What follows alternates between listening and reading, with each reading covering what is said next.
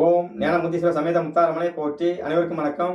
அனுபவம் மற்றும் வரலாற்று ஜோதிடர் செந்தில்குமார் முத்தாரம்மன் பேசுகிறேன். இந்த பதிவில் மேச ராசி மற்றும் மேச லக்னத்தில் பிறந்த அன்பர்களுக்கு நல்லா யோசிச்சு செக் பண்ணி பாருங்கள். உங்களுக்கு புரியும். நம்ம ஒரு கஷ்டமான காலங்களும் சரி, நஷ்டமான காலங்களும் சரி, ஒரு மன அமைதி இல்லாமல் இருக்கும் நேரங்களும் சரி, மனக்குழப்பமாக இருக்கிற காலங்களும் சரி, நம்மளை அறியாமலே ஒரு பாடல் சம்மந்தப்பட்ட விஷயங்கள், சினிமா பாடல் சம்மந்தப்பட்ட விஷயங்கள் நம்ம முணுமுணுத்துக்கிட்டே இருப்போம். அது இயற்கையாகவே பார்த்தீங்கன்னா, நம்ம சின்ன வயசில் பாட்டு கேட்டிருப்போம். அந்த பாட்டை ஒரு மன அமைதி இல்லாத நேரத்தில் நம்மளை அறியாமலே நம்ம அது வாயில் முணுமுணுத்துக்கிட்டே இருக்கோம். அப்போ இது என்ன அப்படின்னு ஆழமாக கொஞ்சம் யோசிக்கும் போது எனக்கு கிடைச்ச விஷயங்கள், இப்பொழுது குரு பகவான் இருக்கிற ரிஷப ராசி தன்மையை வச்சு எனக்கு குரு பகவான் எனக்கு உணர்த்திய விஷயங்கள், என் தாய் முத்தாரம்மன் எனக்குள் இருந்த உணர்த்திய விஷயங்கள் என்ன அப்படிங்கிறத தெளிவாக இப்போ எளிமையாக ஒரு பொறுமையாக ஒரு 5 நிமிஷம் ஒரு 7 நிமிஷம் இந்த வீடியோ முடிக்கிற மாதிரி நான் முடிச்சு கொடுக்குறேன். நல்லா பாருங்கள். இந்த வீடியோ முழுமையாக பாருங்கள். கண்டிப்பாக உங்களுக்கு நல்ல மாற்றங்கள் இருக்கும். இந்த சினிமா பாடலில் கேட்கறது மூலமாக நம்மளுக்கு வாழ்க்கையில் கஷ்ட நஷ்டங்கள் தீருமா? கண்டிப்பாக தீரும். அது எந்த மாற்றம் கிடையாது. இதனால் நம்ம வாழ்க்கையில் முன்னேற்றம் இருக்குமா? கண்டிப்பாக இருக்கும். எப்போ ஒரு மனிதன் தன்னைத்தானே ஒரு நெகட்டிவாக இல்லாமல் ஒரு பாசிட்டிவாக நம்ம சிந்திக்க ஆரம்பிக்கிறோமோ அப்பவுமே வாழ்க்கையில் நம்ம ஜெயிக்க ஆரம்பிச்சிருவோம். ஏன்னா எண்ணம் போல் தான் வாழ்க்கை அப்படின்னு சொல்கிறாங்க. அப்போ நல்லா யோசிச்சு பாருங்கள், நீங்கள் செய்யக்கூடிய விஷயங்கள் என்ன. நம்ம வாழ்க்கையில் சாமி கும்பிடணும்னு ஆசைப்படுறோம், நம்ம சாமி கும்பிட போகிறோம். படமாக்கன்னு ஆசைப்படுறோம், படமாக்க போகிறோம். தூங்கணும்னு ஆசைப்படுறோம், தூங்க போகிறோம். சரிங்களா? சாப்பிடணும்னு ஆசைப்படுறோம், சாப்பிட போகிறோம். அப்படி தானே நம்ம நினைக்கிறோம், நம்ம அதை செய்கிறோம். அப்போது மேச ராசி மேச லக்னத்தில் நீங்கள் பிறந்திருக்கிறீங்க. உங்களுக்கு நல்ல வருமானம், பொருளாதாரம், குடும்ப அமைதி, கணவன் மனைவி சண்டை சச்சரவு இல்லாமல் இருக்கக்கூடிய சூழல், அதே சமயத்தில் நீங்களே பிரச்சனையாக இருக்கிற காலங்களில் நமக்கு மன அமைதி கிடைக்கிறக்கு உண்டான சூழல், நல்ல ஒரு பாக்கியமான இடங்கள், ஒரு தொழில் சார்ந்த விஷயங்கள், லாபங்கள், இப்படி நம்ம வாழ்க்கையில் நம்மளுக்கு அதிகமாக நீங்கள் சந்தோஷமாக இருக்கிறதுக்காக நீங்கள் அடிக்கடி கேட்கக்கூடிய பாடல்கள் என்ன, சினிமா பாடல்கள் என்ன அப்படிங்கிறத பாடல்கள் நேம் சொல்லலை. பட் ஆனால் நீங்கள் எந்த மாதிரி ஒரு பாடல்கள் நீங்கள் எடுத்து நீங்கள் கேட்கும்பொழுது இதனால் ஒரு மன அமைதி கிடைக்கும், உங்கள் வாழ்க்கை சிறப்பாக இருக்கும் அப்படிங்கிறத தெளிவாக சொல்லி அதுக்குண்டான விஷயத்தை தெளிவாக கொடுக்குறேன். நண்பர்கள் வீடியோவை முழுமையாக பாருங்கள், ஸ்கிப் பண்ணாமல் தொடர்ச்சியாக பாருங்கள். சரி, இப்போ மேச ராசி மேச லக்னத்தில் பிறந்த ஆண்களுக்கு 2ஆம் இடம்னு சொல்லக்கூடிய ரிஷப ராசி உங்களுக்கு தனத்தையும் வருமானத்தையும் குடும்பத்துக்கு உண்டான ராசி. அப்போது ரிஷப ராசியை நீங்கள் இயக்கலாம். அதனால் உங்களுக்கு கிடைக்கக்கூடிய லாபங்கள் என்னன்னு கேட்டிங்கன்னா, வருமானம், குடும்ப அமைதி உங்களுக்கு மிக சிறப்பாக இருக்கும். 2ஆம் இடம் அப்படிங்கிற குடும்பஸ்தானமாக வரதுனால நீங்கள் குடும்பத்தோடு ஆடி பாடுறாங்களா, இது போல் சினிமா பாடல்களை நீங்கள் பார்க்கலாம், கேட்கலாம். உங்களுக்கு யோகம். அதே சமயத்தில் பார்த்தீங்கன்னா, அது ரிஷப ராசி காதல் சம்பந்தப்பட்ட ராசி. அப்போ காதல் பாடல்கள், சுக்கரன் சம்பந்தப்பட்ட ராசி. சுக்கரனாலே காதல் சம்பந்தப்பட்ட அமைப்பு தானே. அப்போ பெண்களோடு ஆடி பாடுற மாதிரி இருக்கிற காதல் சம்பந்தப்பட்ட பாடல்களை மெலோடி சாங் சொல்கிறோம்ல, இந்த மாதிரி ஒரு சாங்ஸை நீங்கள் விரும்பி கேட்பது உங்களுக்கு மிகப்பெரிய யோகம். அடுத்து பார்த்தீங்க அப்படின்னாச்சுன்னா, உங்களுக்கு 4ஆம் இடம் சொல்லக்கூடிய கடக ராசி தாயின் அன்பு சம்பந்தப்பட்ட ராசியாக வருவதால், தாய்மை குறிக்கிற ராசியாக வருவதால் நீரோடை நீர் சம்பந்தப்பட்ட இடங்கள்ல இருந்து தாயை நினைத்து பாடுவதும், தாய்க்காக பாடுவதும், தாயை நினைத்து ஏங்குவதும், இப்படிலாம் பாடல்கள்லாம் இது போன்ற பாடல்களை நீங்கள் அதிகமாக கேட்பது இது உங்களுக்கு ரொம்ப சிறப்பாக இருக்கும். அம்மா அம்மா அப்படின்னு வர்ற பாடல்கள் எல்லாமே பார்த்தீங்கன்னா உங்களுக்கு நல்ல மன அமைதியை கண்டிப்பாக கொடுக்கும். அதில் எந்த மாற்றமும் கிடையாது. அடுத்து பார்த்தீங்க அப்படின்னா 5ஆம் இடம் சொல்லக்கூடிய சிம்ம ராசி. இந்த சிம்ம ராசி உங்களுக்கு 5ஆம் இடமாக வருது, அதாவது அதிர்ஷ்டமாக வருகிறது. அதே சமயத்தில் சூரியன் சம்பந்தப்பட்ட ராசி. சூரியனா என்ன? அப்பான்னு எடுத்துக்கலாம். அப்போ அப்பாவை வர்ணித்து பாடுவது, அப்பாவுக்காக பாடுறது, அப்பாவை நினைத்து பாடுவது, அப்பாவை நினைத்து இயங்குவது, இது போன்ற பாடல்கள் நீங்கள் கேட்பது மிகப்பெரிய யோகம்.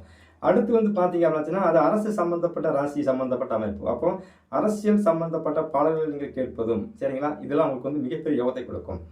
அடுத்து பார்த்தீங்கன்னா 7ஆம் இடம் சொல்லக்கூடிய துலாம் ராசி. உங்களுடைய ராசிக்கும் உங்கள் லக்னத்துக்கும் நிவர்த்தி ஸ்தானம், அதாவது கணவன் மனைவி மனைவி கணவன் இந்த மாதிரி அமைப்புக்கு உண்டான ஸ்தானமாக வர்றதுனால காலதேவனுக்கே நிவர்த்தி ஸ்தானம் துலாம் ராசி.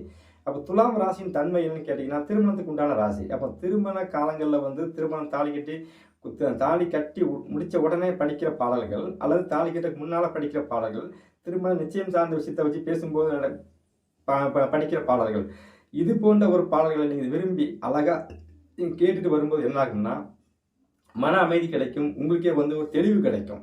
உங்கள் வாழ்க்கையில் ஒரு நல்ல தெளிவு பெர்ஃபெக்டாக கிடச்சிக்கிட்டே இருக்கும். எப்போவுமே நமக்கு ஒரு நிவர்த்தின்னு ஒன்று வேணும். எந்த ஒரு விஷயத்துக்கும் நிவர்த்தி வேணும். ஒரு வாய் சாப்பாடு சாப்பிட்றோன்னா கூட வயிறார சாப்பிட்றோம், அதுக்கு ஒரு நிவர்த்தி வேணும்.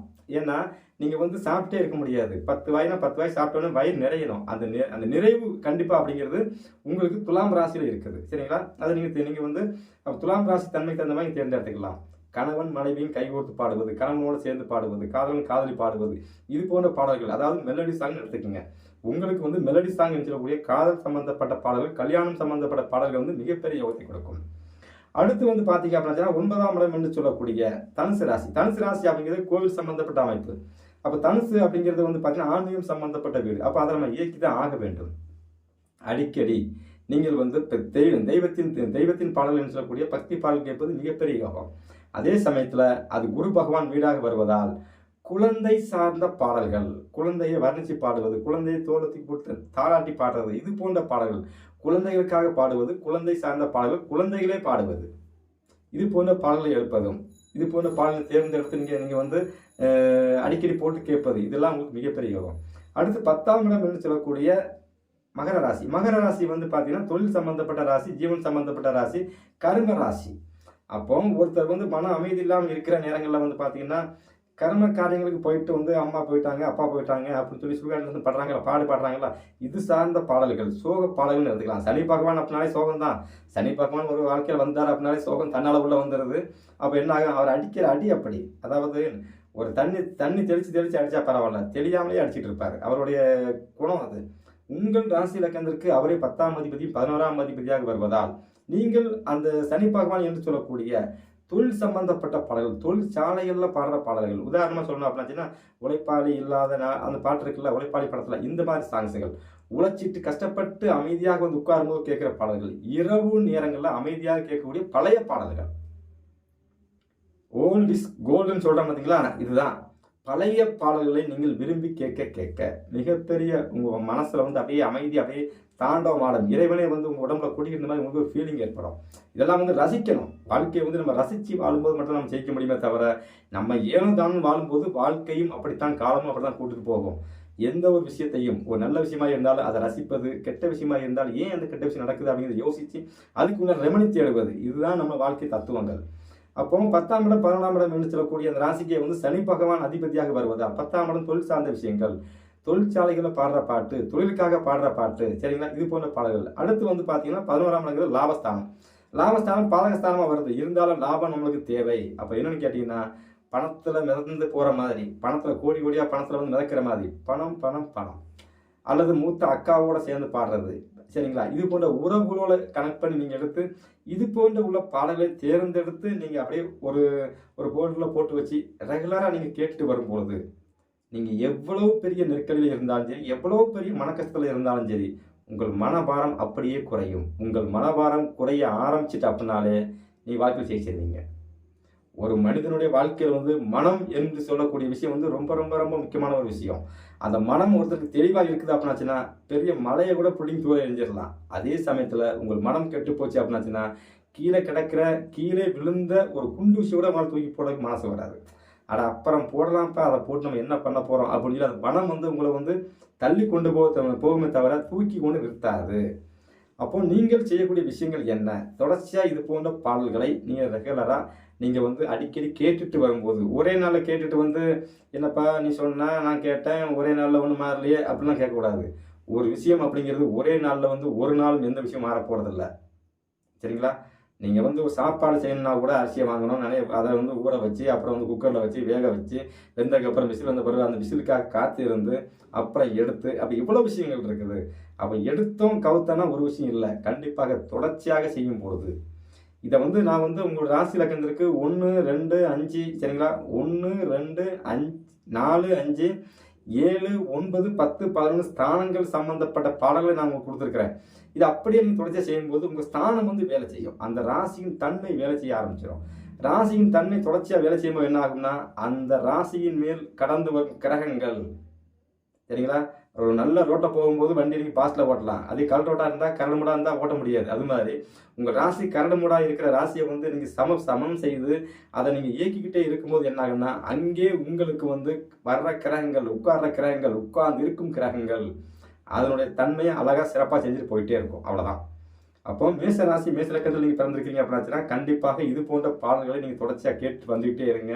கண்டிப்பாக உங்கள் வாழ்க்கையில் நீங்கள் மிகப்பெரிய யோகத்தை அடையலாம். அடியே உணர்ந்த விஷயங்கள் எப்படா நீ இதை உணர்ந்துட்ட, சும்மா உணர்ந்தேன்னு சொல்கிறியா அப்படின்னு நீங்கள் கேட்குறது என் காதில் விழுது. அதுக்கு தெளிவான விளக்கம் சொல்லிடுறேன். இப்பொழுது எனக்கு நடப்பது செவ்வாய் திசையில் வந்து குரு புத்தியில் சுக்கிரன் அந்தரம், சுக்கிரன் குரு சம்மந்தப்பட்டாச்சு. அப்போ சுக்கிரன்னா என்ன, காதல் சம்பந்தப்பட்ட பாடல்கள், சினிமா சம்பந்தப்பட்ட அமைப்புகள், குரு சம்பந்தப்பட்டிருக்கு. குருன்னா யாரு? லக்னாதிபதி இலக்கணம். குருன்னா நான் தான். அது செவ்வாய் திசை. செவ்வாய்னா லக்னாதிபதி திசை. அப்போ திசையும் நானே, புத்தியும் நானே. அந்தரம் மட்டும் பார்த்தீங்க அப்படின்னா உங்களுக்கு வந்து ஒரு சுகபோகமான சம்பந்தப்பட்ட அமைப்பு.